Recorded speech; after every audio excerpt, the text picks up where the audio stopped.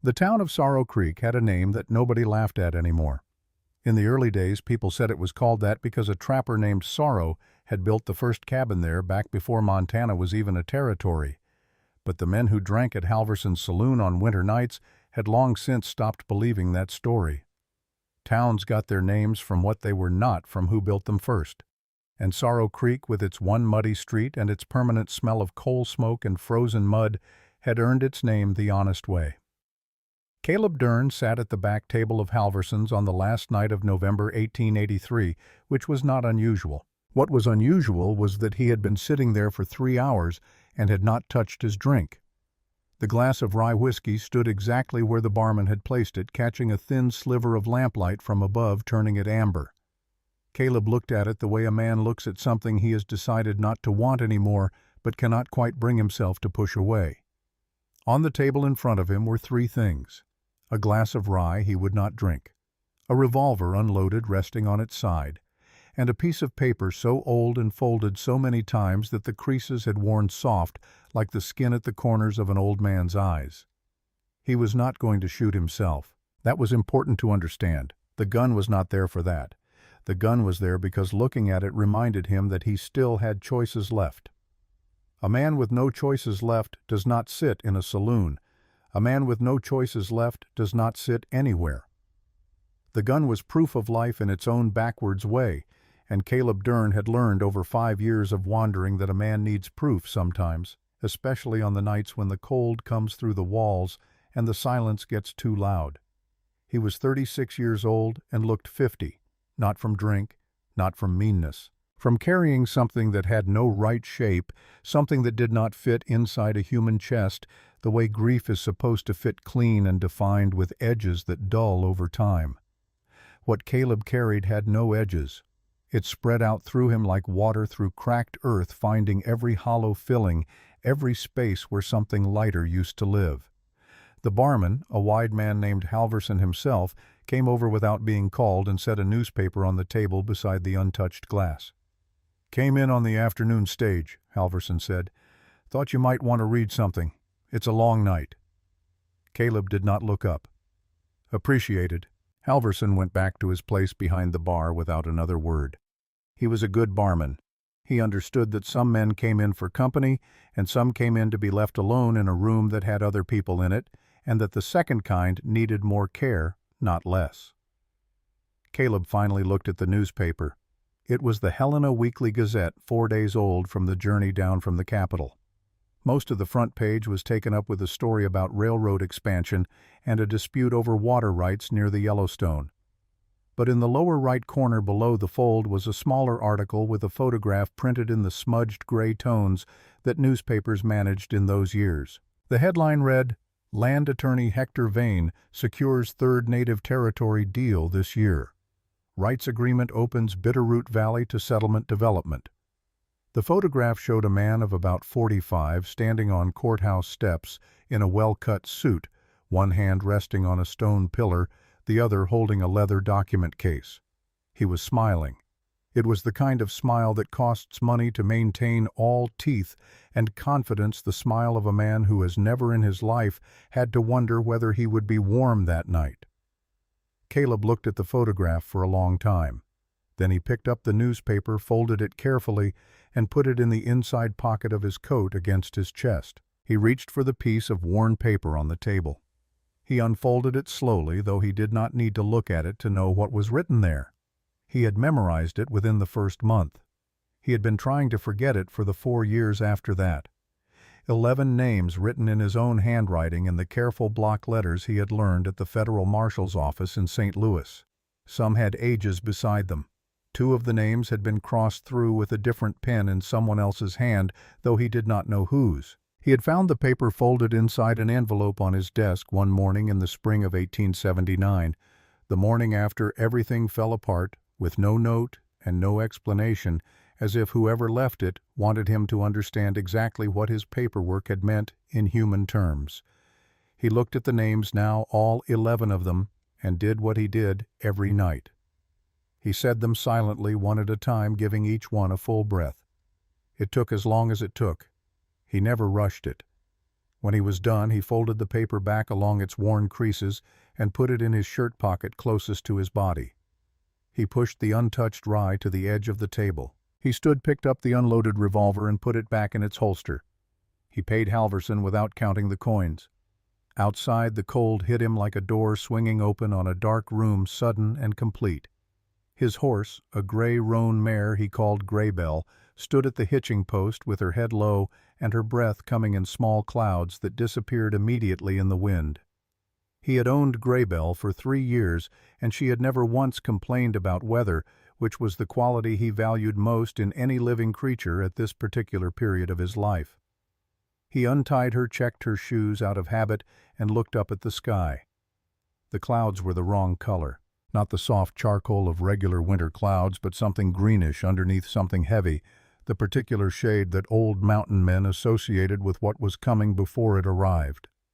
He had planned to ride north up toward the logging camps where a man could find work asking no questions and being asked none in return.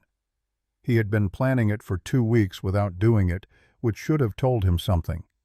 Instead, he turned Graybell east toward the Bitterroot Mountains for a reason he could not have named if someone had put a pistol to his temple and asked. The storm found him 4 hours later high in the mountain pass. It came from the northwest with the speed and intention of something alive, something that had decided this particular stretch of Montana needed to be reminded of its smallness. The temperature dropped so fast that Caleb felt it as a physical pressure against his face, as if the air itself were hardening. Snow followed within minutes, not the gentle kind that falls in curtains, but the driven horizontal kind that finds every gap in a man's clothing and makes itself at home there. Graybell pushed forward without complaint. She always did. But Caleb could feel her muscles bunching differently under the saddle, that particular tensing that meant she was working against something instead of through it, and he leaned forward to keep his weight balanced and spoke to her low and continuous, the kind of talking that is not really about words. He could see perhaps 10 feet ahead, then 5. Then he could see Graybell's ears, and not much else. He had crossed this pass a dozen times in 3 years of riding these ranges. He knew the drainage patterns, the rock formations, the places where the trail widened, and the places where it turned treacherous. But knowledge of a place in good weather and knowledge of it in a whiteout were 2 different things entirely, and he was beginning to understand with the careful clarity that cold brings to a man's thinking, when it has not yet reached the stage of killing him, that he had ridden himself into genuine trouble. Graybell stopped. Not the stop of a horse balking or shying, the stop of a horse that has seen something and is waiting for the man on her back to catch up. Caleb squinted into the white. Nothing. Then something. A shape at the edge of visibility, low to the ground, the wrong shape for a rock or a log. Wrong color, too. Not white. A dark interruption in the field of snow, maybe 30 feet ahead and to the left of the trail. He dismounted before he had consciously decided to his boots punching through the crust of snow to the harder pack below, and he moved toward the shape with his arm up to shield his eyes from the driven snow. It was a person. A woman, lying face down, one arm extended above her head as if she had been reaching for something when she went down. She was dressed in layered clothing, a heavy wool blanket wrap over what looked like a deerskin shirt, leggings, moccasins built for cold weather. The clothing was elaborately worked. Even under the accumulated snow, Caleb could see the beading on the shoulder of the blanket wrap, geometric patterns in red and white and black that had been placed there with great care by someone who knew what they were doing. He knelt beside her and turned her over carefully. Her face was young, 25, maybe 27. Features that did not belong to any of the settler families in these parts. High cheekbones, dark brows, skin that would have been warm brown in summer and was now pale in a way that frightened him. Her lips had gone bluish at the corners. Snow had accumulated in her hair, which was black and had come loose from whatever had been holding it. He put his ear close to her lips. For a moment that lasted considerably longer than a moment he heard nothing. Then, faint as the sound of water moving under thick ice, he heard breath. He put his hands under her shoulders and lifted, and that was when he saw it. On her left wrist, tied with a cord of braided leather, was a small piece of fabric no bigger than a man's palm. It had been embroidered in a pattern that Caleb recognized the way you recognize a face in a crowd, a sudden lurch of the stomach before the brain catches up with what the eyes have already understood. A gray wolf stylized, surrounded by a border of connected triangles. Red background. The stitching was fine and old.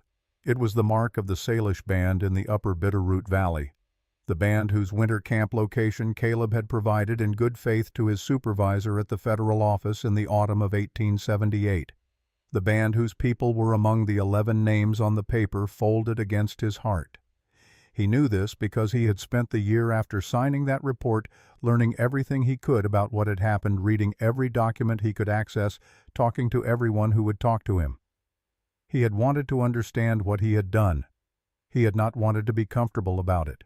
Caleb Dern knelt in the snow at 9,000 feet in a Montana blizzard, holding an unconscious woman who belonged to the people he had wronged most in his life, and did not move for the space of 3 full breaths. Then he stood up, lifting her with him. He carried her to Graybell, who turned her great gray head and regarded the situation with the philosophical calm of a horse that has seen stranger things. He managed the mounting awkwardly, getting the woman settled across the saddle first, and then pulling himself up behind her, wrapping his coat around them both as well as he could manage. He had not done it because he had decided to. He had not thought about the symbol on her wrist, or what it meant, or what she was, or where she came from. He had done it because she was breathing, and he was able to help, and those were the only 2 facts that mattered at that exact moment, which was the first time in 5 years that exactly 2 facts had been enough for him. He turned Graybell's head and looked for shelter. He was not thinking about guilt. He was not thinking about the 11 names. He was thinking about firewood, and how much of it he would need, and whether the abandoned prospector's shack he remembered from a summer ride 3 years ago was on the eastern or western side of the ridgeline. It was on the eastern side. He found it 20 minutes later, half buried in drifted snow, one shutter hanging by a single hinge and banging rhythmically in the wind like a slow and patient heartbeat. The door was unlocked. There was no reason to lock a building that contained nothing worth stealing. Caleb carried the woman inside. He worked without stopping for 2 hours. There was a small iron stove in the corner, rusted but structurally sound, and a stack of wood behind the shack that someone had cut years ago and forgotten dry enough to be useful. He got a fire going with the methodical patience of a man who has lived outdoors long enough to know that panic is the most expensive thing you can spend in an emergency. He got the woman onto the low wooden bunk along the wall, still wrapped in his coat over her own clothing. He pulled off her moccasins and examined her feet, which were cold, but not the dead white of true frostbite. He rubbed her hands between his steadily without stopping for a long time. He kept the fire fed through the night. He did not sleep. Around 3 in the morning, when the storm outside had settled from a fury into a steady, determined snowfall, he sat on the floor with his back against the bunk and took out the worn paper with the 11 names and looked at it by firelight. Then he looked at the woman's face. Then he put the paper away. He had known enough about the band to know their general territory when he filed that report in 1878. He had known they wintered in the upper Bitterroot drainage.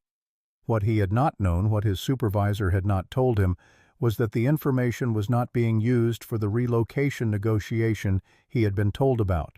What he had not known, and had spent 5 years not forgiving himself for not knowing, was that Hector Vane, then serving as a government land consultant, had taken the information in that report and given it to a group of hired men with different instructions entirely. Caleb had signed the paper. Vane had used it. The distinction felt important and felt meaningless at the same time, which was the specific kind of torment that had kept Caleb walking westward for 5 years without ever finding the edge of it. He looked at the woman's wrist again, at the small embroidered wolf.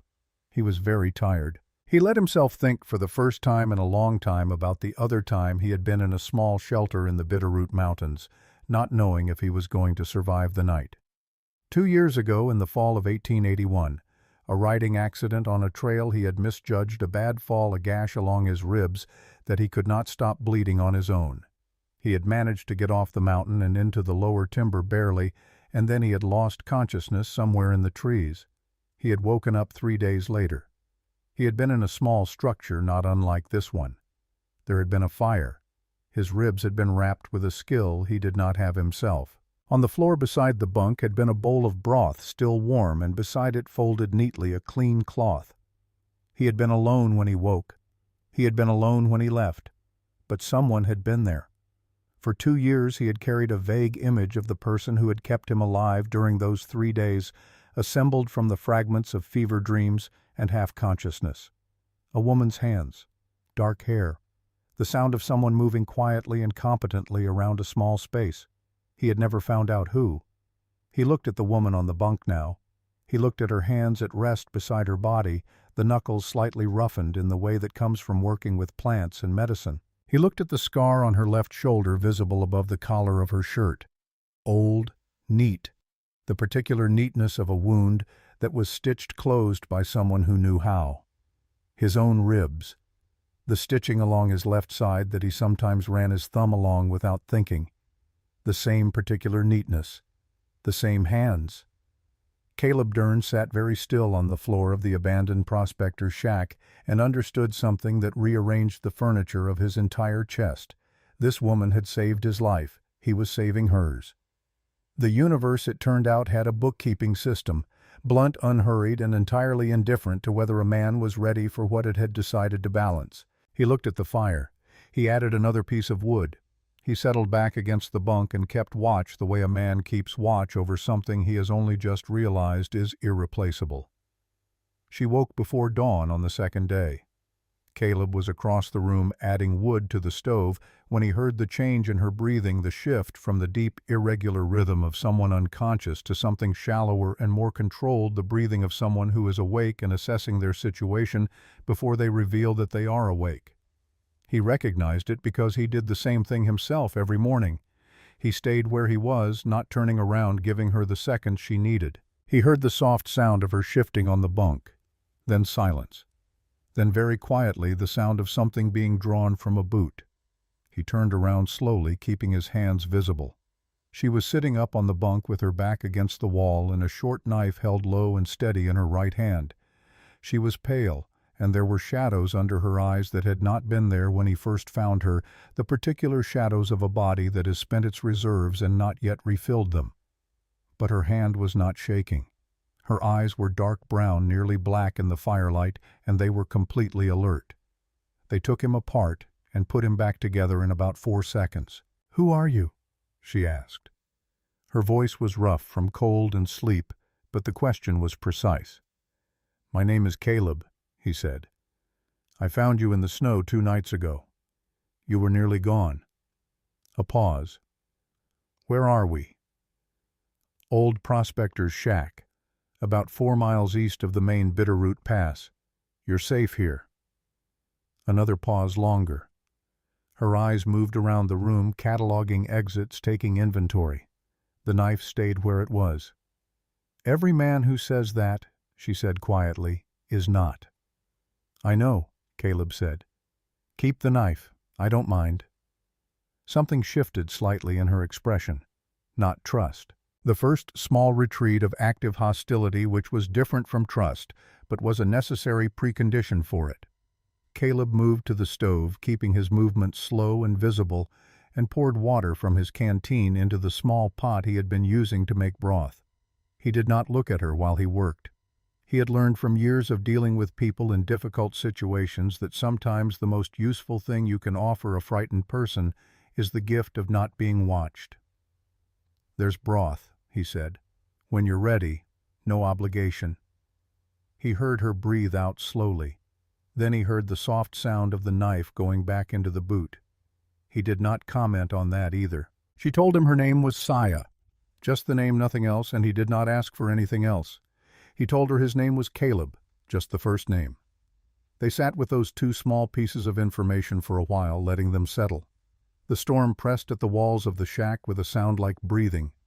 Outside, the world had reduced itself to white and gray, and the sound of wind finding every gap. Saya drank the broth when he offered it, not because she had decided to trust him, he thought, but because her body had voted independently of her suspicions. She was trained enough in medicine to know that warmth and nutrition were not negotiable items when recovering from hypothermia. "You should eat something solid," she said after finishing the broth. It was not gratitude, it was a clinical observation. You've been awake all night. Your body needs fuel to stay warm. Caleb looked at her. I'm a healer, she said with a flatness that was not quite defensiveness. I notice these things. He ate some dried venison from his saddlebag, and they sat in the quiet of the fire for a while. He was trying to decide how much to say and when to say it. The question of whether she had been the one to save him 2 years ago was sitting in his chest like a stone in a stream, with everything flowing around it and nothing moving it. He was not ready to put it into words yet. He was not sure he had the right. "What were you doing out in this weather?" he asked, because it was a practical question, and practical questions were safe ground. She looked at the fire. Then she looked at him, and he had the impression she was deciding something. 2 things, she said. First, I needed silver sage root. The elders in my village are sick with a winter lung illness. The root is the only medicine I know of that eases it, and it only grows on the western slope above a certain elevation. And second, she was quiet for a moment. My father had announced something I wasn't ready for. I needed to think, and I think better when I'm moving. She did not elaborate, and he did not push. He understood the impulse completely, the need to put physical distance between yourself and a decision that felt like walls closing in. He had been doing it for 5 years. The medicine, he said. You still have it. She reached inside her blanket wrap and withdrew a small leather pouch. She held it up briefly, then tucked it back. Protected it the whole time. When my horse threw me and I fell, the only thing I thought about was keeping the pouch from opening. She paused. The elders need it. Caleb nodded. There was something in the matter-of-factness of it that he respected deeply. She had been nearly frozen to death, and her first thought had been for the people depending on her. We can't go anywhere until the storm breaks, he said. I know. It might be 2 more days. I know that too. She settled back against the wall, pulling the blanket wrap tighter. Her eyes drifted to the window, to the gray light beginning to show at its edges, the storm still going, but the quality of darkness shifting slightly towards something less absolute. Caleb added wood to the stove. This was the 2nd morning he had done this. He thought about the 2 years since the fall of 1881. He thought about waking up in a similar small space, similarly cold, similarly cared for, and finding himself alive without knowing why or by whose decision. He thought about the hands he had glimpsed in his fever, competent and quiet. He thought about the stitching on his ribs, which still ached in cold weather, which was its own kind of memory. He thought about the way she had looked at him when he asked about the second reason she was out in the storm. There had been something recognizable in that look, the look of someone who is used to carrying things alone. She fell asleep again in the mid-morning, suddenly and completely the way people sleep when they are recovering from something serious. One moment her eyes were open, watching the fire. The next they were closed, and her breathing had deepened and evened out. Caleb did not sleep. He sat on the floor and watched the fire, and thought about the newspaper in his inside pocket, the photograph of Hector Vane on the courthouse steps, the headline about land deals in the Bitterroot Valley. He had been following Vane's movements for 5 years without being able to touch him. Vane had always been careful. He worked through intermediaries, through documents with careful language, through processes that looked legal on their face and only revealed their true nature when it was too late to contest them. He was not the kind of man who got his hands dirty. He was the kind of man who made sure there was always someone else's signature on the page when the damage was done. Caleb's signature. He stood quietly and went to the corner of the shack where he had been sleeping, a bedroll on the floor near the stove. He reached into the gap between 2 floor planks where he had been keeping things out of habit, the habit of a man who has learned not to leave anything visible that he would mind someone seeing. His hand found something unexpected, not his own things, something that had been there before him, left by whoever had last used this shack, pushed back in the gap perhaps for safekeeping and then forgotten or left in a hurry or simply never returned for. It was an envelope. Manila, the legal kind, thick with documents inside. He could feel the stiffness of official paper through the envelope's skin. On the front, in neat typeset printing, Office of H.E. Vane Land and Property Law, Helena, Montana Territory. The return address of the man whose photograph he had been looking at not 6 hours ago. Caleb held the envelope in his hands for a moment, then looked over at Saya, who was still sleeping, her face finally losing some of its pallor, the warmth of the cabin working on her slowly. He opened the envelope. Inside was a document of several pages dense with legal language, the kind of language designed to be comprehensible only to people who had been trained in it and impenetrable to everyone else. Caleb had been trained in it. 5 years of federal work had included enough courtroom and contract exposure to let him read this kind of document the way a carpenter reads a blueprint, knowing not just what it said, but what it meant. It took him 4 minutes to read it once. It took him 2 minutes to read the relevant section a second time because he wanted to be certain he was understanding it correctly. It was an agreement signed in the summer of 1880 between Hector Vane's firm acting as agent for a group of settlement developers and a signatory identified as T. Red Cloud identified in the document as a representative of the Salish band of the Upper Bitterroot. On its face, the document appeared to be a grazing rights agreement, allowing settler cattle to use certain high pastures in summer in exchange for a nominal payment to the band. It was the kind of agreement that had been made in various forms all over the territory, sometimes honestly and sometimes not. But there was a clause on the third page that was not about grazing rights. It was written in smaller print than the surrounding text, which was not an accident buried in a section with a heading about maintenance of occupancy, which was the kind of phrase that sounded administrative and was actually a knife. The clause stated that the grazing rights agreement would become a full property transfer agreement automatically and without further action required in the event that the band failed to maintain continuous physical presence on the designated land for a period of 30 days or more. The band moved in winter. They had always moved in winter. Every winter they left the high valley for lower ground following the elk and the milder weather. 30 days of absence was not exceptional. It was their pattern of life. Whoever signed this document on the band's behalf had either not read this clause or had not understood what it meant. Given the legal language, not understanding was entirely possible. Given Hector Vane's way of working, almost certain. In the spring, when the band returned to their valley, they would find that they had already given it away. The legal mechanism was already set.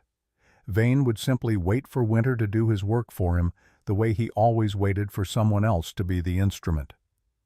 Caleb looked at the document for a long time. Then he looked at the sleeping woman on the bunk, the small embroidered wolf on her wrist, the leather pouch of medicine tucked inside her blanket wrap. The land this document was stealing was her land, her people. He put the document back in the envelope. He put the envelope in his coat on the opposite side from the newspaper.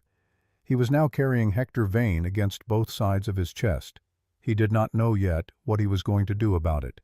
He knew what he wanted to do, which was a different thing entirely, and he had lived long enough to understand that the distance between what you want to do and what you are able to do is where most of life actually happens. He fed the stove.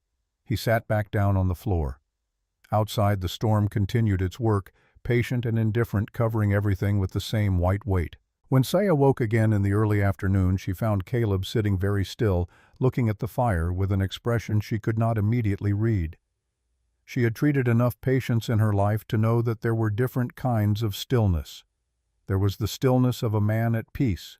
There was the stillness of a man who had stopped fighting something. And there was the stillness of a man who had just understood something he did not want to understand. She recognized the third kind. She did not ask him what he was thinking. She had her own practice of not being asked, and she extended it naturally to others. Instead, she said, because it was late afternoon and she was a healer, "You should sleep. I'll watch the fire." He looked at her. "I've slept enough," she said. "And you haven't slept at all. That's not an opinion. That's a medical observation." Something moved in his face that was almost not quite a smile. "The wood is there," he said. "Don't let it go below 3 pieces." "I know how to keep a fire," she said. He moved to the bedroll on the floor because the bunk was hers, and he had not considered it otherwise. He was asleep within minutes, the deep and immediate sleep of a body that has been waiting for permission. Saya sat by the fire and watched him sleep for a while. She had recognized him on the first morning. She had recognized him the moment he turned toward her after she pointed the knife at him, and she had said nothing, and she had decided in those first 4 seconds not to say anything until she understood more about who he was now versus who he had been then.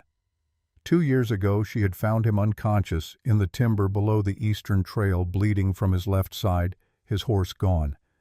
She had been on her way back from a medicine-gathering trip, traveling alone as she often did. She had brought him to the nearest shelter, this same shack as it happened, and she had treated his wounds and kept his fire and fed him broth when he could take it, and on the third day she had left before he woke because her village needed her back and because she had not known what to say to a stranger who was alive, partly because of her and partly because he was apparently too stubborn to die. She had not known his name.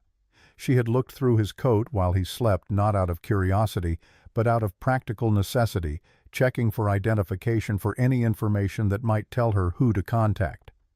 She had found the piece of paper with the 11 names. She had not read them closely, but she had seen his face when he murmured in his sleep, and she had heard some of what he said in his fever, and she had understood that whatever those names represented, he was not running from them, but toward them, in the way that guilty people move when they have decided not to be only guilty. She had left him there alive and warming. She had thought about him sometimes in the 2 years since, not often, not the way she would have if she were a different kind of woman, but the way you think about a loose thread, wondering where it leads. Now here he was, sitting by his fire, carrying something in both sides of his coat. She looked at his sleeping face.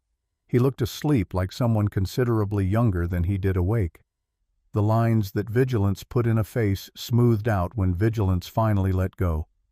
She could see in the sleeping version of him the man he might have been before whatever had taken up residence in his chest. She looked at the fire. She looked at her own hands. She thought about the third day back in 1881 when she had knelt beside him to check his stitching one final time before she left. She had put her hand briefly on his forehead to check for fever. He had been cool. The fever had broken in the night. He would be all right. She had looked at his face for a long moment before she stood up. She had thought, "I hope you find what you are looking for." She had not known then that what she was hoping for would walk back into a cabin she recognized with a piece of paper in his coat and an expression that said, "He was done running." She pulled her blanket closer. She kept the fire at 4 pieces, not 3, because the storm was still strong, and the night was coming, and she was the healer, and she would decide. Outside, the snow fell on without asking permission from anyone. The storm broke on the morning of the third day. It did not end gradually the way most Montana storms ended, tapering off into occasional flurries and then a gray stillness. It stopped almost completely between 1 hour and the next, as if whatever had been driving it had simply lost interest and moved on to other business. The wind dropped. The snowfall thinned to a few last scattered flakes drifting without purpose. And then the clouds parted in a long diagonal tear across the sky, and through that tear came sunlight so sharp and clean after 3 days of white darkness that it seemed almost violent. Caleb was saddling Graybell outside the shack when Saya came to the door. She had her blanket wrap arranged properly again, the leather ties secured, the hood pulled back from her face. She had done something with her hair while he was outside, braided it back in a way that looked practiced and automatic. She was carrying the leather pouch of medicine inside her wrap close to her body. She looked at the sky.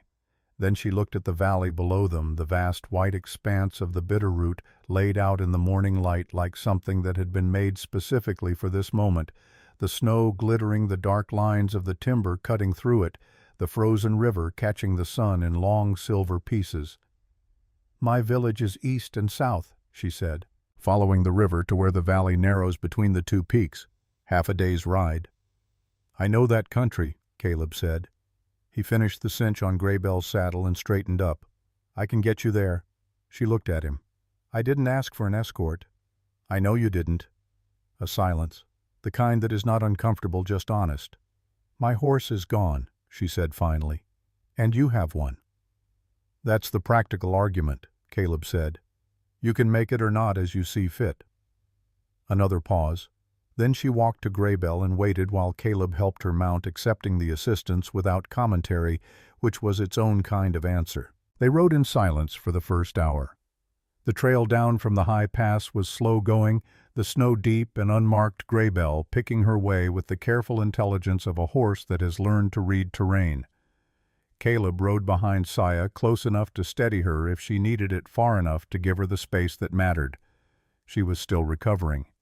He could see it in the set of her shoulders, the slightly deliberate quality of her posture, the extra care a body takes when it has been reminded recently of its own limits.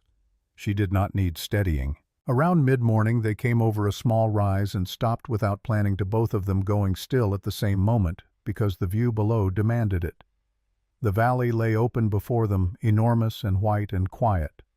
The river running dark through its center, the mountains rising on both sides in long, clean lines against the blue sky. A herd of elk, 40 or 50 animals, were moving through the timber on the far slope, their breath rising in small clouds, their progress unhurried and dignified. Nobody said anything. That was the right response, and they both knew it. After a while, Caleb said, "When your horse threw you, were you hurt anywhere else, besides the cold?" "Left hip," she said. "Bruised, not broken. It's manageable. I can slow the pace. We're already going slowly. The snow requires it." A pause. "But thank you." It was the first time she had said that. He did not make anything of it, just nodded at Graybell's neck and let it settle. They were an hour from the village, when Saya heard something that made her turn her head sharply to the left. A moment later, Caleb heard it too. The sound of horses moving through snow, the particular rhythm of animals being ridden with purpose rather than wandering. 3 riders came out of the timber on the left side of the trail. Caleb's right hand moved toward his holster and stopped when he saw Saya's posture change, a slight relaxation in her spine that told him she recognized these riders before he did. The man in the front was younger than Caleb, maybe 30, broad through the shoulders, riding a paint horse with the ease of someone who had grown up doing it. He had a serious face and sharp eyes and a scar along his left jawline that was old enough to have gone silver. He had grown up in the same lodge as Saya after his own parents died in a winter sickness when he was 4 years old. He had learned to read trail signs and weather and the intentions of strangers from the same elders she had learned medicine from. He was in every way that the word actually meant her family. He was looking at Caleb the way a man looks at a problem he has not yet decided how to solve. Behind him were 2 other men, similarly dressed, similarly watchful. "Saya." The man in front said her name with a quality that was not quite relief and not quite accusation, something in between the voice of someone who has been frightened for 3 days and is now in the difficult position of being both glad and angry at once. "Cor," she said. "I'm all right. This man found me in the storm." Cor looked at Caleb for a long moment. He was reading him. Caleb understood the way a skilled person reads, not just looking at the surface, but trying to get at what was underneath it. His eyes moved from Caleb's face to his hands, to the way he sat in the saddle, to the expression of the horse, which was its own kind of information. Then Cor said something in his own language to the 2 men behind him, and they moved to either side of the trail in a way that was not quite blocking, but was not exactly open either. He rode up alongside Graybell and spoke quietly to Caleb in English that was precise and unaccented. "She saved your life once. Don't make her regret it." Caleb held the man's gaze. "How did you know that?" "She tells me things," Cor said simply. "Not everything, but things." He turned his horse and they rode the last hour to the village with Cor slightly ahead and the other 2 riders flanking at a distance, an arrangement that was technically an escort and practically something closer to a watch. Saya rode without turning her head, but Caleb could see in the angle of her jaw that she was not entirely comfortable with the arrangement. He did not say anything about it. He understood the logic of it completely. The village came into view around a bend in the frozen river, and Caleb felt it before he saw it fully, the presence of a community, the particular quality of air around a place where people live close together through the winter. Smoke from several fires, the sound of children somewhere he could not see, dogs that lifted their heads and began to bark at the edge of the camp, and then the silence that moved through the camp like a wave as people saw him. The silence that moved through the camp when they saw him was not one thing. Wariness was in it, yes, and something older than wariness, the accumulated weight of too many arrivals that had begun politely and ended badly. They looked at him with faces that had earned their caution the hard way and had no particular reason to spend it down. They looked at him with faces that had earned their wariness through decades of having it be the right response. Caleb had spent 5 years in these territories. He had seen this kind of looking before. He did not look away from it, and he did not try to correct it with a smile. He just rode through it, keeping his hands visible and his movements slow, and let them look. At the far edge of the camp near the tree line where the pines began, a man Caleb did not recognize stood apart from the others. He was dressed like a trapper, which was unremarkable in itself. What was unremarkable in a different way was that he was not looking at Caleb the way everyone else was looking at Caleb. He was already turning away, moving back into the trees with the unhurried pace of someone who has seen what he came to see. Caleb noted him the way he noted most things now, quietly and without reaction, and filed it in the part of his mind where things waited until they became relevant. A man was waiting in the center of the camp. Tomas Red Cloud was perhaps 60 years old, which in these mountains and this life meant he had survived things that had taken other men younger. He was not tall, but he carried himself with the economy of movement that belongs to people who have never had the luxury of wasted effort. His hair was dark with threads of gray worn loose to his shoulders. His face was a record of weather and decision, the face of a man who had been making choices on behalf of other people for a long time and understood what that cost. He looked at Saya first, and what crossed his face in that moment was something purely private, a father's relief that was there and gone in an instant, replaced by the controlled composure that his position required. Then he looked at Caleb. He studied him with the directness of someone who has long since decided that time is too valuable to spend on indirection. His eyes were dark and steady and gave very little away. "Come down," he said to Caleb. It was not a request, and it was not a command. It was the most neutral possible invitation, which in context was its own kind of statement. Caleb dismounted. He kept his hands away from his sides. Red Cloud spoke to one of the younger men nearby who came and took Graybell's reins and led her away, presumably to water and shelter. Caleb watched her go. "Your horse will be cared for," Red Cloud said. "Thank you." Another long look. Then Red Cloud turned and walked toward the largest structure in the camp, and Caleb followed, because there was nothing else to do. Inside, the space was larger than it appeared from without, the interior arranged with a practicality that was also in its way beautiful. Animal hides on the walls held in the warmth. A central fire with a smoke hole above. Sitting places arranged in a loose circle. Everything positioned for use, but the use was also dignified. Red Cloud sat and indicated that Caleb should sit across from him. They sat for a while without speaking. Outside, the camp was resuming its sounds. Children fire, the everyday noise of people going about the business of being alive in winter. Inside, the fire crackled between them, and the silence had weight. "My daughter says you kept her alive through 3 days of storm," Red Cloud said. "She would have done the same for anyone." "That's not what I asked." Caleb looked at the fire. "Yes, I kept the fire going." Red Cloud nodded slowly. "A man who keeps a fire going through 3 days and nights for someone he doesn't know is either very good or wants something." "Or both," Caleb said. "Or neither."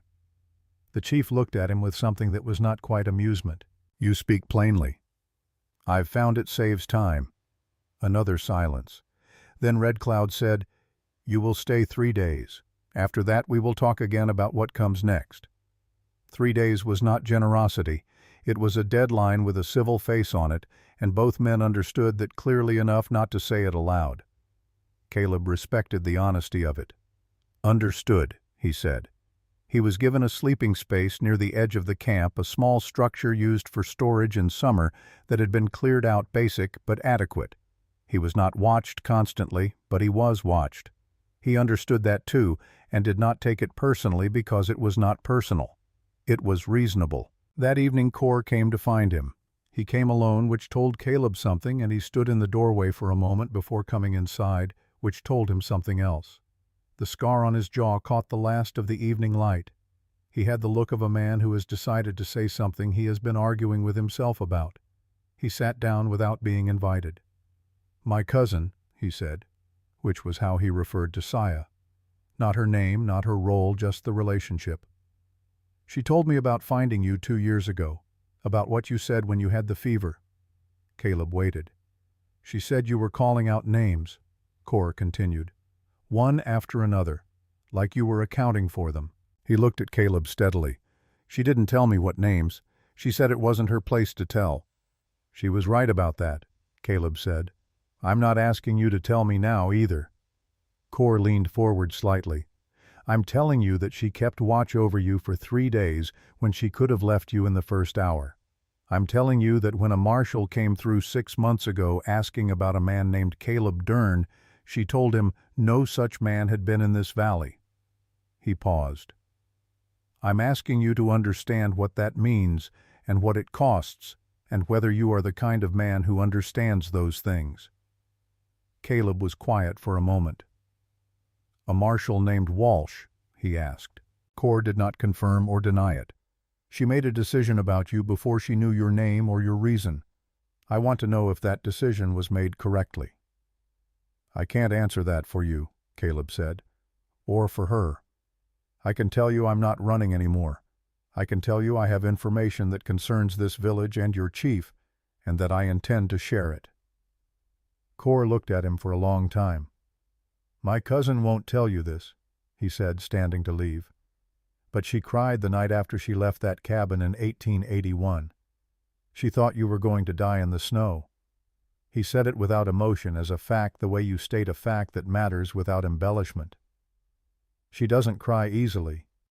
He left without waiting for a response. Caleb sat with that information for a long time. Outside, someone was singing softly near one of the fires, a low rhythmic sound that blended with the wind in the pines. The stars were out, brilliant and cold, the kind of night that the bitter root produced sometimes in deep winter, brutal in temperature, but so clear it seemed to have been polished. He reached into his shirt and took out the folded paper. He did not unfold it. The light was too thin to read by, and he did not need the light. He knew every name by the order it appeared, by the particular shape of each one in his own handwriting, by the faint difference in pressure where his pen had slowed or hesitated. He said them in the dark, one at a time. It was the first time he had said them here in this valley, with the smoke of these fires in the air around him, and the sound of these people sleeping nearby. He did not know if that made it better or worse. He suspected it made it something else entirely, something that did not have a clean name yet. When he was done, he put the paper away. He did not sleep for a long time after. The next morning, he went to find Red Cloud. He found him at the edge of camp, watching 2 young boys practice with a short bow on a target made of bundled grass. Red Cloud watched the boys with the same steady attention he gave everything full presence, nothing withheld. Caleb waited until there was a natural pause. Then he said, "I need to speak with you about something. It's about land, and about a man named Hector Vane." Red Cloud turned to look at him. The expression on his face was not surprise. It was something closer to a man who has been waiting for a particular conversation to arrive and is not glad that it has, but is relieved to be done with the waiting. He sent the boys away with a word. He sat down on a fallen log at the edge of the clearing and indicated the space beside him. Caleb sat. The wind moved through the pines above them. Somewhere in the camp someone was splitting wood, the regular clean sound of an axe doing honest work. "I signed a document in the summer of 1880, Red Cloud said. He said it without preamble, without easing into it. The statement landed in the air between them and stayed there. Caleb said nothing. "A man came to this camp," Red Cloud continued. "He was well dressed. He spoke carefully. He brought another man who translated, though I now wonder whether the translation was accurate. He looked at his hands, which were resting on his knees, large and weathered and still. He told me the document was about grazing arrangements, summer pasture use. I have agreed to similar things before, small arrangements that have worked without difficulty. A pause. I signed it. Did you read it yourself? Parts of it, not all of it. The language was of a kind designed to be unreadable. He looked at Caleb. I have been a fool. You were deceived, Caleb said. That's different from being a fool. In the result, it is the same. Caleb reached into his coat and took out the envelope. He held it for a moment, then held it out. Red Cloud took it, opened it, read. He read slowly, the way someone reads who is making sure they understand every word, not looking for the general shape of a thing but for its specific edges. When he reached the third page, Caleb saw him stop. Read that section again. Then set the document flat on his knee and look out at the trees. The axe in the camp went on splitting wood. Someone laughed far away, a child's laugh. Spring, Red Cloud said finally. When we return from the winter grounds. That's when the mechanism activates, yes. Your winter movement would constitute the 30-day absence. And there is nothing I can sign now to undo it. A contract can be contested, Caleb said. But it has to be contested in front of a judge. The argument would be that the terms were not disclosed, that the translation was inaccurate, that a signatory cannot be bound by concealed terms. He paused. But to make that argument, you need someone who can make it, and you need to make it before Vane files his claim, not after. Red Cloud was quiet. The document was in that shack, Caleb said. It was already there when I found it. I don't know how long it had been there or who left it. How did you know to look? Caleb hesitated. Then he said, I know Hector Vane's work. I've been following it for 5 years. He stopped, then made the decision. I used to work for the federal government. I provided information in 1878 that Vane used to locate a winter camp. People died because of it. He said it plainly because there was no other way to say it that was honest. Red Cloud turned to look at him fully. Which camp? He said. It was not a question. The Upper Clearwater Tributary, 1878. The silence that followed was the longest of their conversation. The wind moved, the axe split wood. The child who had laughed was quiet now. My brother was there, Red Cloud said. His voice had not changed in volume or tone. He was the one who was not my brother's wife or his children. Those are different names. Caleb kept his face still. He did not look away. I didn't know what the information would be used for, he said. I was told it was for a relocation negotiation. I believe that.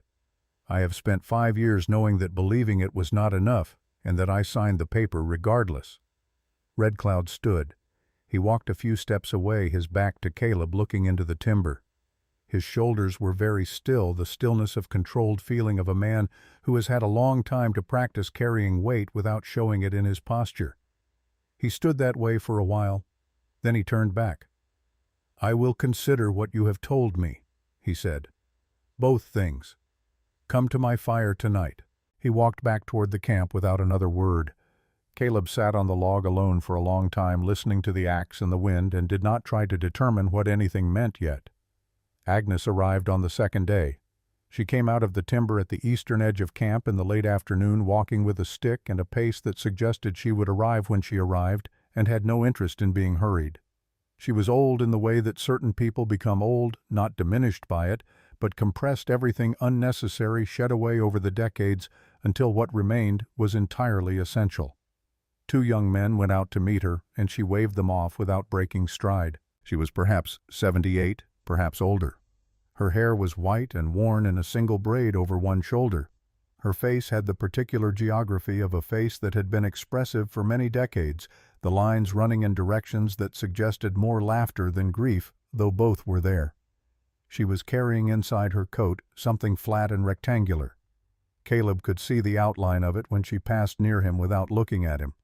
She went directly to Red Cloud's fire, and the 2 of them spoke privately, their voices low. Later, Saya came to find Caleb where he was sitting near Graybell, working a crack in the mare's left rear hoof with a pick and some pine tar.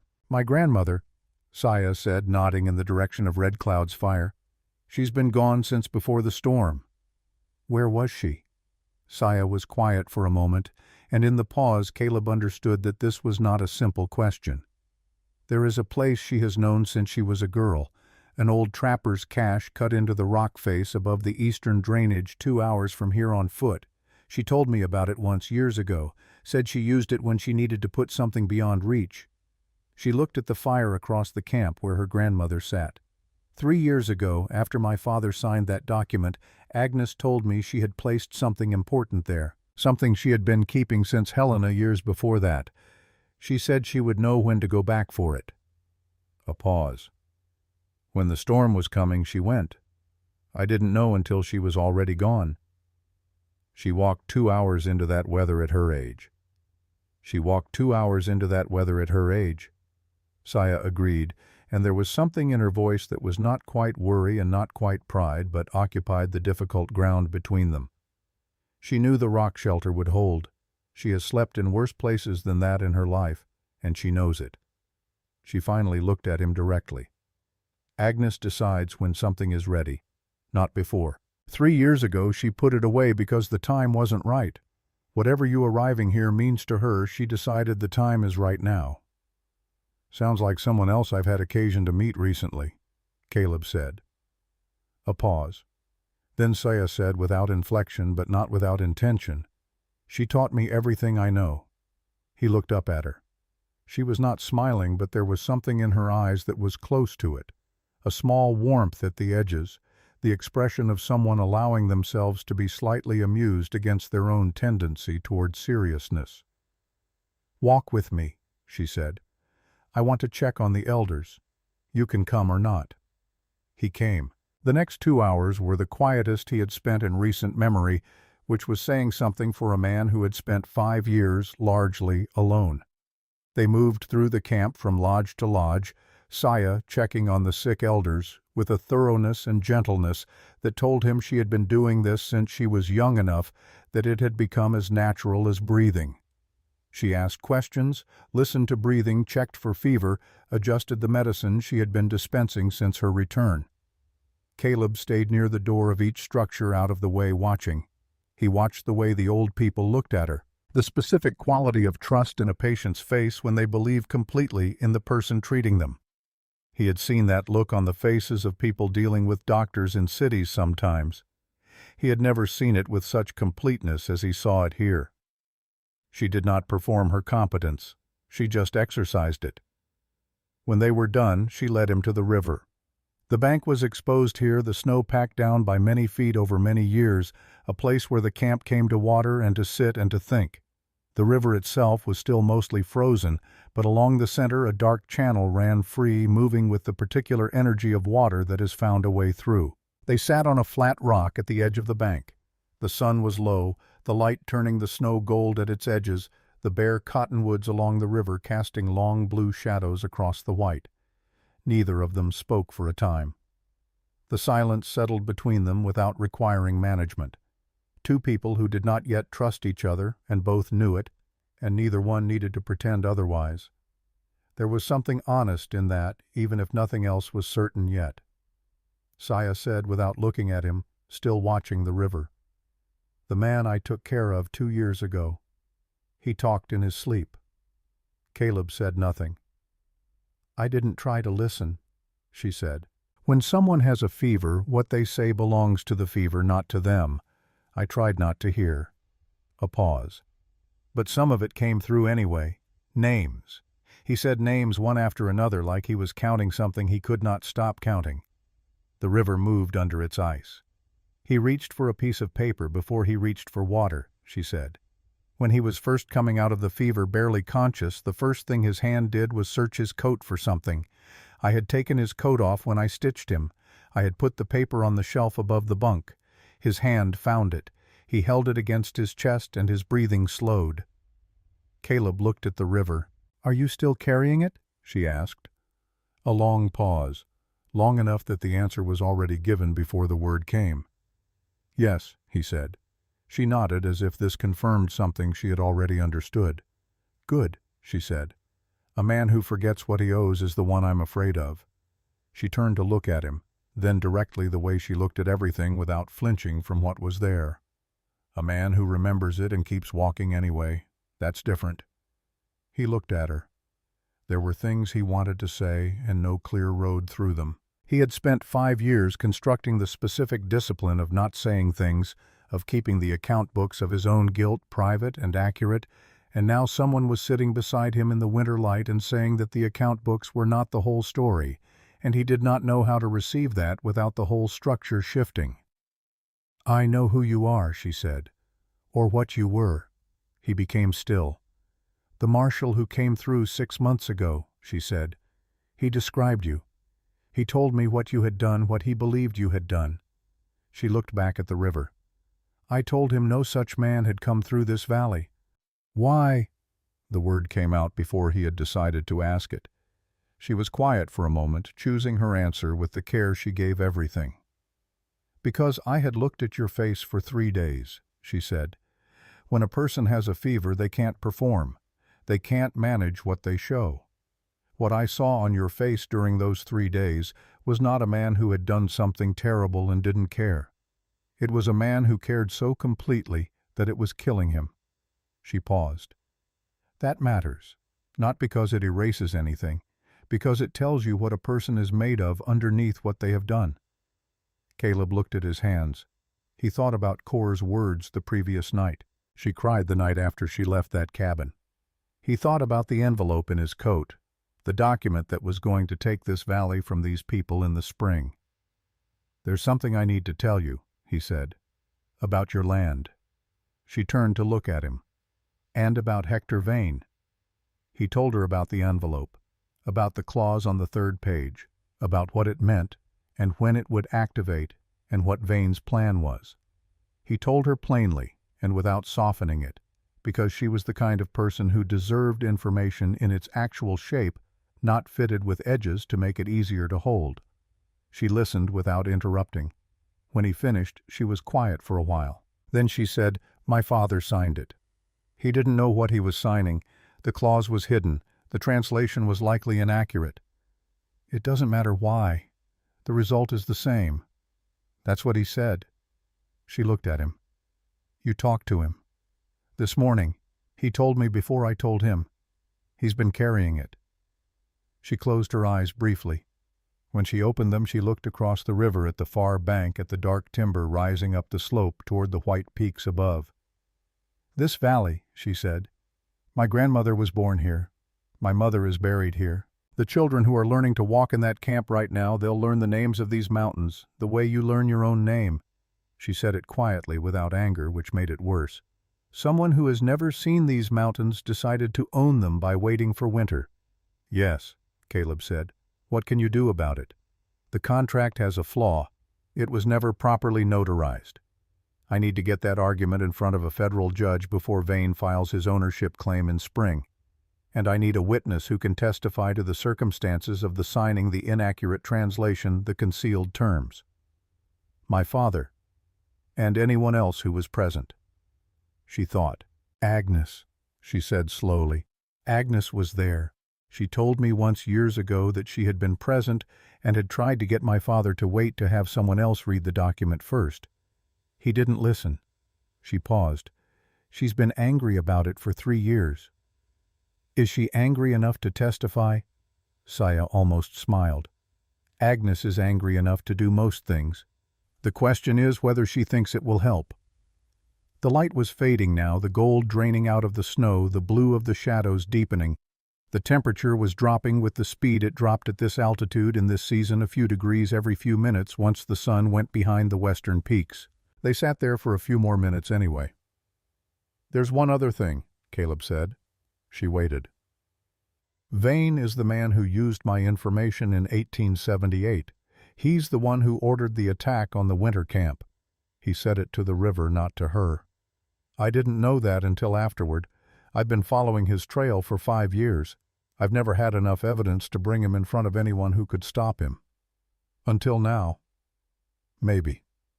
If Agnes has what I think she might have, and if a federal judge is willing to look at the contract properly." He paused. But Vane will know I'm here before long. He has people watching who comes and goes in this territory. When he finds out, he'll move." Saya stood. She brushed the snow from her blanket wrap and looked down at him with an expression that was difficult to categorize. Not warm exactly, not cold. Something between the two that was its own temperature. "Come to the fire," she said. "My grandmother is here. You should meet her properly." She walked back toward camp without waiting for him. Caleb sat alone for one more moment, listening to the water move under the ice. He was inside something now, not visiting a situation, not observing it from the careful distance of a man with no fixed address and nothing to lose. He was inside it with the people around him who had names and histories and futures that were connected to choices he was going to make in the next days and weeks. It was the most frightened he had been in 5 years. It was also, he recognized with the precision of a man who has learned to be honest with himself, even when it is inconvenient, the first time in 5 years that the fear felt like something worth having. He stood. He went to meet Agnes. She was sitting at Red Cloud's fire drinking something from a clay cup, and she looked at him when he came within the firelight's reach with the directness of someone who has been waiting for him to come closer. She was small, which surprised him. Her presence in the camp felt large, but the person herself was compact, contained a woman who had learned to occupy exactly the space she needed and no more. She looked at him for a long time without speaking. Then she put her hand briefly on his chest, over his left side, over the scar from the stitching she had not done over the place where the 11 names rested in their worn paper, just for a moment. Then she removed it. "I know," she said. She set down her cup and looked at her own hands for a moment, the hands of a woman who had walked through a Montana blizzard and a 2-hour rock shelter and back, and showed no interest in being thanked for it. "The place I kept it," she said without preamble, as if she had simply continued a conversation that had been paused. "The old Jennings cache above the eastern drainage. 40 years ago a trapper named Jennings cut it into the granite face, deep enough that no weather reaches it. I found it when I was young, and I remembered it when I needed it." She looked at Caleb. 3 years ago I understood that your government's paper would eventually mean something, and that I needed what I had to be somewhere no one would think to look for it, and somewhere I could reach when the moment required." She reached into her coat. "The storm did not concern me. I have known that shelter longer than most people in this camp have been alive." He did not know what she knew or how much of it.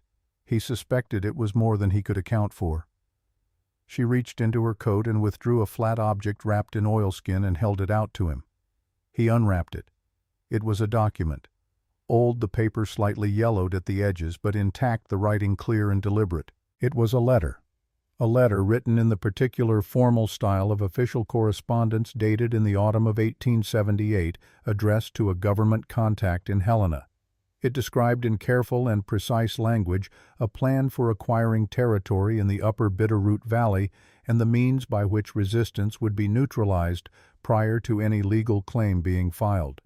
The signature at the bottom was Hector E. Vane. The letter described the attack that killed 11 people, in the letter's own words in Vane's own hand. Caleb read it twice. His hands were steady. He looked up at Agnes. 5 years, he said. She nodded. "You've been holding this for 5 years. I found it after a meeting in Helena in 1879, she said. Her English was precise and careful, the English of someone who had learned it as an adult and treated it with the respect you give a tool you did not make yourself. It had been left in a room where it should not have been left. I took it. I did not know then what I would do with it. I knew I would know when the time came. Why now?" She looked at him steadily. "Because you are here," she said. "And because the contract must be stopped before spring. And because some things can only be done when the right people are standing in the same place at the same time." She picked up her cup again. "I have been old enough to know that for a long time. I have been waiting for the place and the time to be correct." Caleb looked at the letter in his hands. This was the evidence that 5 years of following had not produced. The thing Vane had thought was destroyed. the thing that could put a man who worked through clean hands and careful language in front of a judge with nowhere to hide. The fire crackled. Around them the camp was settling into its evening rhythms. Fires tended food, prepared the ordinary sounds of people ending a day. From across the fire, Saya was watching him. He looked at her. She looked back. Neither of them said anything. But something was understood in the way that things are sometimes understood between two people who have both learned to pay attention, a recognition passing between them in the firelight quiet, and certain the acknowledgement of something that had been true for longer than either of them had been willing to say. Caleb folded the letter carefully and put it in his coat. He now carried against both sides of his chest the two most important pieces of paper in the Bitterroot Valley. He was done running. The question was, what came after that? Hector Vane arrived on the fourth day. He did not arrive the way a man arrives who is uncertain of his welcome. He arrived the way a man arrives who has decided that uncertainty is something other people experience. His party was 6 riders, all armed, all wearing the particular expression of men who are paid to project capability rather than to feel it.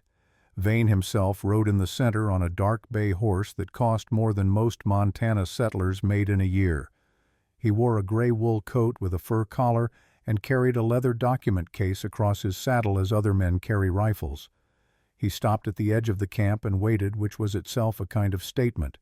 He did not call out or send one of his men ahead. He simply stopped and waited, with the patience of someone who has learned that making people come to you is its own form of power.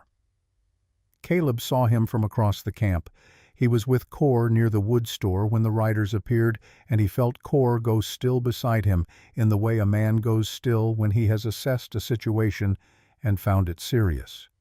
Caleb looked at Vane across the distance of the camp, across the fires and the lodges and the people moving between them, and for a moment everything else contracted down to that single point.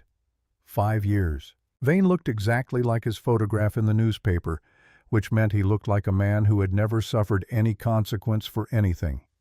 The smile was not currently deployed, but its infrastructure was present, the confident set of the jaw, the ease in the shoulders, the way he held himself as if the ground beneath him were a courtesy he was extending to the earth rather than a dependency. He had not seen Caleb yet. "You know him," Cor said quietly. Not a question. "Yes. He's the one." "Yes." Cor was quiet for a moment. "What does he want here?"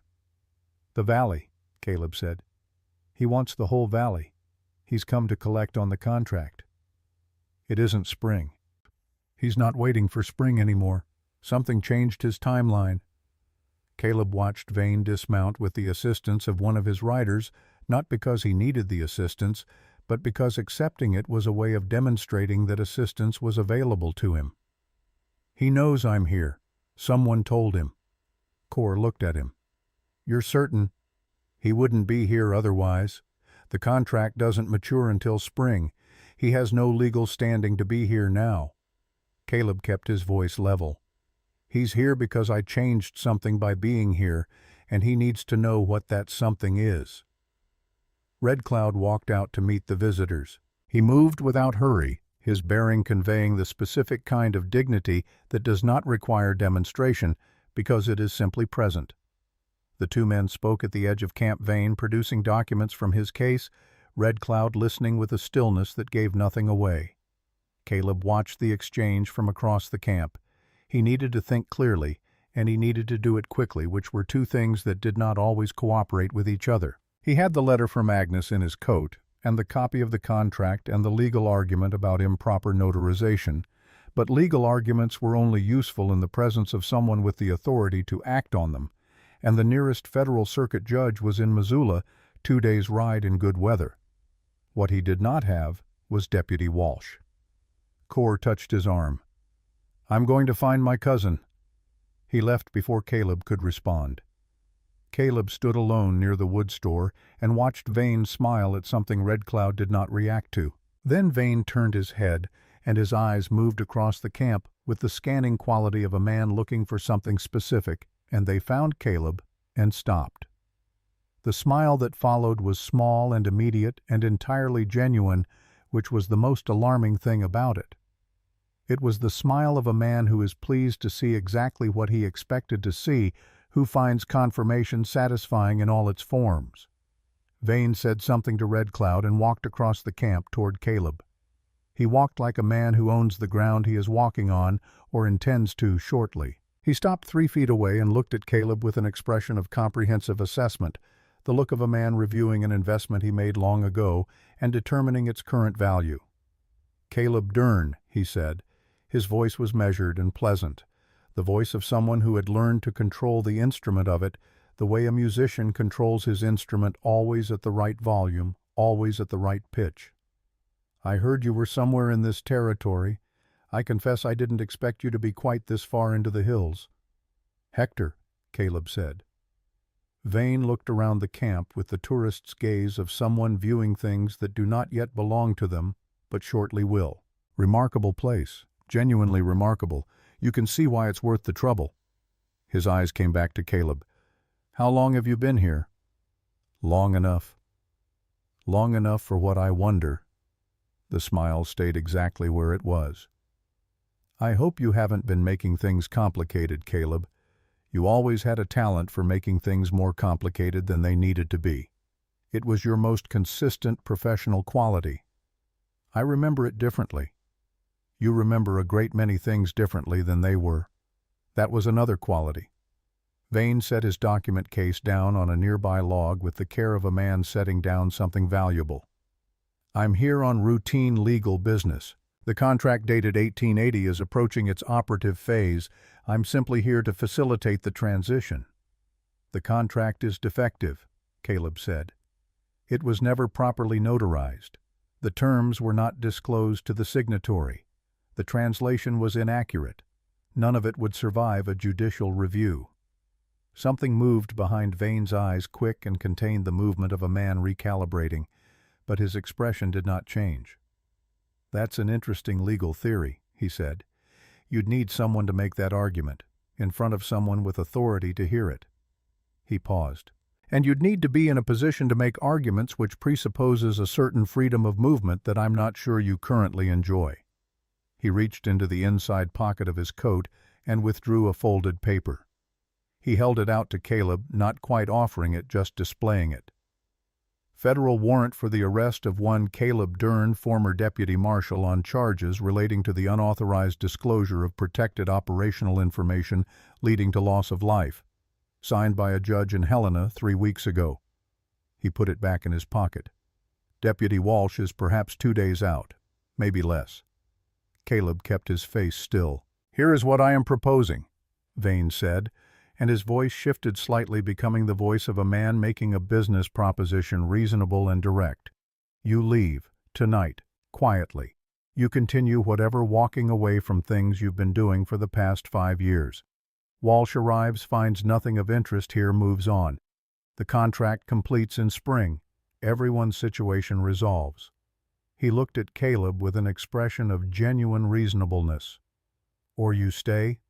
Walsh finds you, you spend the next several years in a federal facility while I complete my business here unimpeded. Either way, Caleb, the outcome for this valley is the same. The only variable is what happens to you." He picked up his document case. "Sleep on it," he said pleasantly. "I'll be at the trading post at Sorrow Creek until morning." He turned to leave, then turned back as if he had just remembered something. "Oh, and if you're thinking about whatever documents you may have found, I'd encourage you to think carefully about provenance. Documents found in abandoned buildings by men with outstanding federal warrants make for very uncertain evidence. Courts are particular about that kind of thing." He walked back across the camp to his riders. Caleb stood alone and watched him go. He stood that way for a long time after the sound of hooves had faded. Then he went to find Red Cloud. He found him, Sayakor, and Agnes all together in Red Cloud's lodge, which told him that the camp's communication network was considerably more efficient than Vane had likely accounted for. They had been waiting for him. He came inside and sat down. He looked at each of them in turn. Then he told them everything. Not the version shaped for a particular listener, not the version that minimized or contextualized or prepared the ground with qualifications. The full account from the beginning. The report he had signed in 1878, what he had believed it was for, what it had actually been used for. The 11 names, 5 years of following Vane without being able to touch him. The warrant. Walsh. What Vane had just said to him at the edge of the camp. He said it plainly, and he kept his eyes on whoever he was addressing at any given moment, because a man who looks at the floor while he confesses is confessing for himself, and Caleb was done doing things for himself. When he finished, the lodge was quiet. The fire spoke in the way fire speaks when people around it are not speaking small, sharp sounds that fill silence without filling it. Cor's hand had moved to the knife at his belt when Caleb reached the part about the 11 names. It had stayed there. Now Cor looked at his own hand as if noticing it and moved it deliberately back to his knee. Red Cloud had not moved at all through the telling. He sat with the same stillness he had sat with on the log at the edge of camp 2 days ago, the stillness that was not absence of feeling but mastery of its expression. Saya was looking at Caleb with an expression he could not read, and not being able to read it was its own kind of information. Agnes was looking at the fire. "My brother," Red Cloud said. His voice was the same as it had been 2 days ago when he said it the first time, stating a fact that was also a wound that had not and would not close. "Yes," Caleb said. "You did not know. I signed the paper. The not knowing is part of the account, not a settlement of it." Red Cloud nodded slowly. "And now Vane offers you a way to walk away from this also." "Yes. And you are telling us this instead of taking that way." Caleb looked at him. "Yes." Red Cloud was quiet for a moment. Then he said, "Why?" It was a genuine question asked without accusation or test. He wanted to understand the actual reason, not a performance of virtue. Caleb thought about it honestly. "Because the last time I chose what was easier over what was right, 11 people died," he said. "I didn't know that's what I was choosing. I know it now. I'm not going to make the same shape of mistake twice and call it something different." The fire shifted a log, settling a brief, bright rise of flame. Agnes spoke without looking away from the fire. "Walsh," she said. "How far?" "Vane said 2 days, maybe less." "Then we have time." "Agnes," Cor said with the tone of someone who is about to say something cautious. "We have time," she repeated with the tone of someone who has been alive long enough to not be cautious about the things that matter. She looked up from the fire and at Caleb. "You said the contract cannot survive judicial review. You said it needs someone with authority to hear it." "Yes. Walsh is federal authority. Walsh is coming to arrest me." "Walsh is coming because Vane has been managing his information," Agnes said. "Walsh has seen one side of the account. He has not seen the letter." She looked at Red Cloud. "He has not seen your testimony about the conditions of the signing. He has not seen the notarization defect." She looked back at Caleb. "You are thinking of Walsh as the threat. I am telling you Walsh is the mechanism." Caleb looked at her. Cor said quietly, "She's right." "Walsh is a deputy marshal," Caleb said. "He has a warrant and orders. He's not going to set those aside because of documents." "He won't need to set them aside," Saya said. He looked at her. She had been quiet through most of this listening with the attention she gave everything, and he had learned in the past 4 days that when she chose to speak after listening for a long time, it was worth hearing. "He needs to see the complete account," she said. "Not Vane's version, the complete account, the letter, the contract flaw, your testimony about what you were told in 1878 versus what was actually happening, what Vane said to you an hour ago." She held his gaze. "You spent 5 years trying to get evidence to someone with authority to act on it. Walsh is someone with authority. The fact that he came here looking for you doesn't change what he is." Caleb was quiet.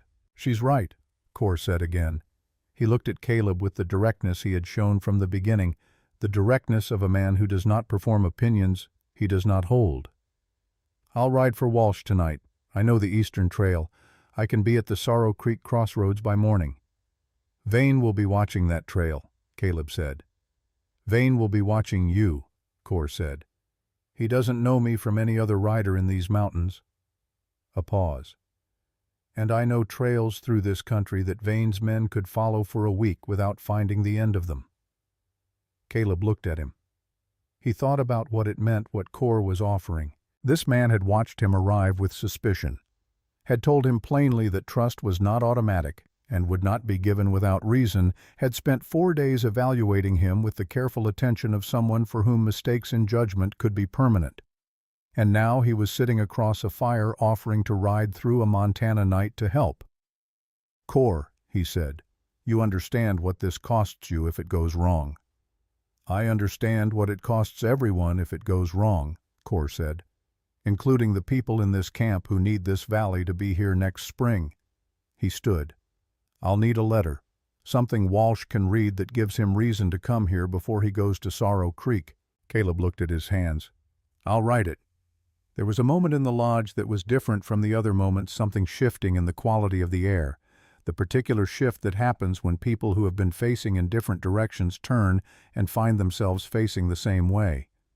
Red Cloud said, "Whatever happens with the law, I want to say something."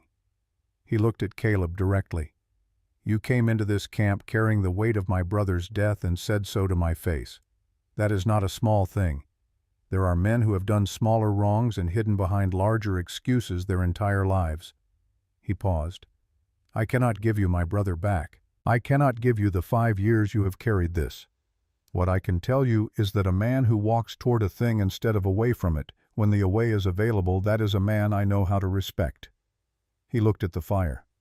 "We will deal with Vane together." The lodge was very quiet. Outside the camp was going about its evening, and the stars above the smoke hole were the brilliant cold stars of deep Montana winter, and somewhere in the timber an owl called once and was not answered. Agnes reached into her coat and placed the letter on the ground between them all. Caleb reached into his coat and placed the contract copy beside it. Red Cloud placed his hand flat on the ground beside both documents for a moment, a gesture that was not formal and did not need to be. Cor pulled on his coat. Caleb wrote the letter for Walsh by firelight, choosing each word with the care of a man who has learned that words on paper have consequences that last longer than the hand that wrote them. There was a quiet hour after Cor left.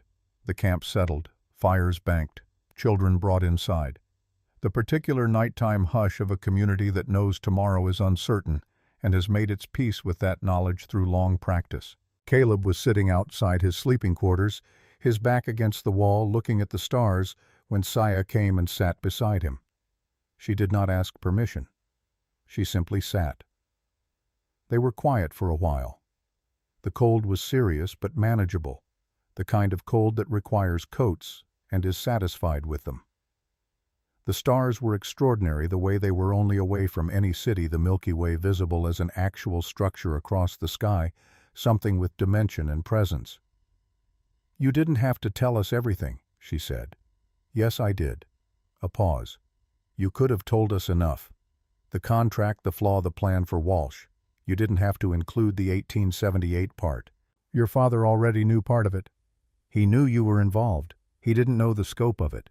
She was quiet for a moment. "You told us more than you needed to." Caleb looked at the sky. "Vane has spent 20 years telling people exactly what they need to hear and nothing more. I've watched him do it. I watched him do it to me." He paused. "I'm not interested in calibrating what people need to know. Not anymore." Saya leaned her head back against the wall beside him, looking up at the same sky. "My mother is buried in the high meadow above the Eastern Trail," she said. 3 winters ago. The sickness that comes when a winter is very long and very hard." A pause. "She was born in this valley. Her mother was born here. When I go to the meadow in summer, I can see the whole valley from where she is. All of it. The river and the timber and the peaks on both sides." She stopped. "I have not let myself think too directly about what it would mean to lose this place. It is too large to think about directly." "We're not going to lose it," Caleb said. She looked at him. "You don't know that." "No," he agreed. "But I'm going to act as if it's true and see how far that gets us." She was quiet for a moment. Then she said something he had not expected. "The scar on your ribs, does it still hurt in cold weather?" He looked at her. In the dark and the starlight her face was composed and direct, and something else, something that was not composed at all but was very carefully held still. "Yes," he said. "Sometimes." She nodded. "Good stitching holds," she said, "but it remembers the cold." They sat together under the bitterroot winter sky and did not say anything else for a long time, and what existed between them in that silence was something that both of them recognized, and neither of them rushed, because they were both people who had learned that the things worth having cannot be hurried without being damaged. Walsh arrived the next afternoon. He came with Cor, who had found him at the eastern crossroads at dawn, exactly where he had calculated. Walsh was younger than Caleb had expected from Vane's description, perhaps 30, with the lean economy of movement of a man who spends most of his life on horseback, and the slightly guarded expression of someone who knows he has been given incomplete information and is not yet sure from which direction the missing pieces will arrive. He rode into camp beside Cor without the performance of authority, which was itself a form of authority, and dismounted and looked around with the careful attention of someone genuinely taking inventory rather than confirming assumptions. Caleb met him at the edge of camp. They stood 3 feet apart and looked at each other. "Dern," Walsh said. Walsh said his name the way a man says something he has been rehearsing without knowing it. Not greeting, not accusation, just the word itself landing where it needed to land. "Walsh, you wrote that I should come here before Sorrow Creek." "Yes." "Give me a reason." Caleb reached into his coat and brought out everything. The contract copy, Agnes's letter from Vane. He held them out to Walsh. "Read these first," he said. "Then we'll talk about the warrant." Walsh looked at the documents in Caleb's outstretched hand. He looked at Caleb's face. He took the documents. He read them there, standing at the edge of the camp, while the afternoon light moved across the snow, and Caleb stood still, and waited, and did not say anything to influence the reading. Walsh read the contract copy once through, then returned to the 3rd page and read it again more slowly, which told Caleb he had found the clause. Then he read the letter from Vane, and this he read 3 times, and when he looked up from the 3rd reading, his expression had changed in ways that were not theatrical. He was reassembling something Caleb could see at the reconstruction of a situation he had believed he understood. "Where did this letter come from?" Walsh asked. "Agnes Red Cloud. She found it in Helena in 1879. She's been keeping it. She's willing to testify to provenance." "She is. So is Chief Red Cloud regarding the circumstances of the contract signing. The translation, the concealed clause, the fact that he was told it was a grazing agreement." Walsh looked at the letter again. "This is Vane's handwriting. I worked with him for 2 years. That's his handwriting. You'd testify to that. Under oath in any courtroom in Montana Territory." Walsh was quiet for a moment. The wind moved through the camp around them, picking up a small spiral of snow from the ground and dispersing it. "The warrant for you," Walsh said. "It's real, signed properly. I can't pretend it isn't there." "I know. The charges relate to the 1878 incident. Unauthorized disclosure." "I know what the charges say." Walsh looked at him carefully.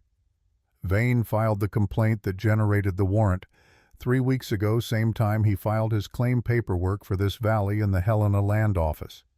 He paused, letting that settle. "I didn't know that when I left Helena. I know it now because I read carefully this morning." He folded the documents and held them. If Vane filed the complaint to neutralize a witness against him, that's a material fact in any proceeding. "Yes," Caleb said. "It doesn't dissolve the warrant." "I'm not asking you to dissolve it. I'm asking you to do your job with complete information instead of the portion of it that Vane selected for you." Walsh looked at him for a long moment. Then he said, "Where is Vane now?" "Sorrow Creek. He said he'd be at the trading post until morning. He came here. Yesterday afternoon. He told me to leave or be arrested. He offered to make the warrant go away if I cooperated with the land transfer. He offered to make a federal warrant go away. He has done more consequential things than that, and remained untouched," Caleb said. "He believed he could do it." Walsh was quiet for what felt like a full minute. He looked at the documents in his hand. He looked at the camp around them. He looked at the peaks above the valley, white and enormous and indifferent to all the human business happening in their shadow. "I need to speak with Chief Red Cloud," he said, "and with Agnes Red Cloud, and I need written statements from both of them tonight." "They're expecting you," Caleb said. Walsh nodded once and walked with Caleb into the camp. What followed was 3 hours of careful, unhurried work. Walsh sat with Red Cloud and Agnes and Cor and Saya around the central fire, and he listened in the way that good investigators listen, not to confirm what they already think, but to understand what is actually being told to them. He asked precise questions. He wrote in a small notebook with a pencil stub he sharpened twice. He read the documents again, both of them once more. Agnes told him about the letter, where she had found it, how she had preserved it, what she had understood it to mean. She told him without embellishment and without apparent concern for whether he believed her, with the manner of someone who has been telling the truth their entire life and finds performance of credibility unnecessary. Red Cloud told him about the signing of the contract in 1880, the man who had come, the translator, what he had been told the document said versus what it actually said. He told it with the same directness he brought to everything, and Walsh wrote without looking up. Caleb sat outside the circle and watched. When Walsh finally set down his notebook, the fire had burned lower, and the evening was fully arrived, the temperature dropping, the stars beginning. Walsh looked at Caleb. "The contract," he said, "has the notarization defect you identified. That alone creates a contestable basis. Combined with the misrepresentation of terms and inaccurate translation testimony, it would not survive a judicial review. Not this year, not any year." He paused. "I'll file the suspension of the land claim in Helena within the week. The judge I work with will not have difficulty with the evidence." "And Vane?" Caleb said. Walsh looked at the letter from Agnes. "Hector Vane directed the 1878 attack in writing. He also filed a fraudulent warrant complaint against a federal witness. Combined with the fraudulent land contract, that is enough to bring before a grand jury in Helena." He looked up. "I'll ride for Sorrow Creek tonight, before he leaves." A murmur moved through the people sitting around the fire. Not celebration. Something quieter than that, the sound of people who have been braced against something for a long time and are feeling the first possibility that they may be able to stop bracing. Walsh stood. He looked at Caleb, and Walsh's expression belonged to a man who was still mid-calculation, still moving pieces around a board that had just revealed itself to be larger than he thought. "The warrant," he said. "Technically, I am required to execute it." Red Cloud stood. He moved to stand beside Caleb, not quickly but deliberately, with the weight of intention behind each step. Cor stood and moved to Caleb's other side. Saya rose from her place across the fire and walked around it and stood beside Caleb. Agnes remained seated, but she looked at Walsh with an expression that communicated clearly that she was standing with them in every way that mattered. Walsh looked at the 5 people standing before him. He looked at his notebook. He looked at the letter in his hand. "I'll need complete written testimony from you," he said to Caleb. "About 1878. About your conversation with Vane yesterday. About everything. The circuit judge in Missoula will review the warrant in light of Vane's fraudulent complaint." He paused. "That review will take time. During that time you would need to remain available to the court." "I'll be here," Caleb said. Walsh held his gaze for a moment, making sure he had heard and meant that. "Then I'll note in my report that you are cooperating fully with the investigation and are known to be at this location." He put his notebook away. "That's as much as I can do tonight." It was enough. More than enough. It was the difference between justice moving and justice standing still, and Caleb had been watching justice stand still for 5 years and knew the difference precisely. "Thank you," he said.